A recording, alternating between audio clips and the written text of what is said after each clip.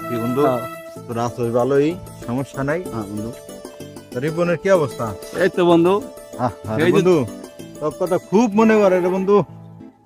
এই যে তুমি গেছো এই থেকে আমার আর আড্ডা ফাড্ডাতে এমন একটা হইতেছে না। দিছি বন্ধু, ওকে দাঁড়াও, আসতেছি। এ বন্ধু কি অবস্থা? আর বন্ধু অবস্থা ভালোই। চল, সম্রাট ফোন দিছে। সম্রাট যাইতে বলতেছে। হ্যাঁ তাই নি, তাই তো দোস্ত মনে হয় পাঠে উঠে দেবে। হ্যাঁ রে, পাঠে দেবে লিখে ফোন দিছে। চলো চলো চলো চলো।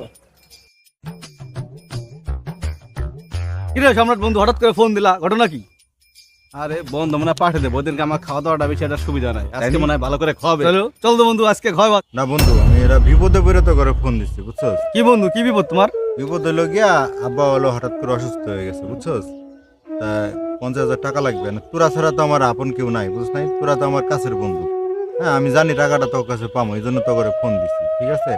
আরে বন্ধু, 50,000 টান নিকে ভাই বাজারের কাছে, বন্ধু বান্ধবের কাছে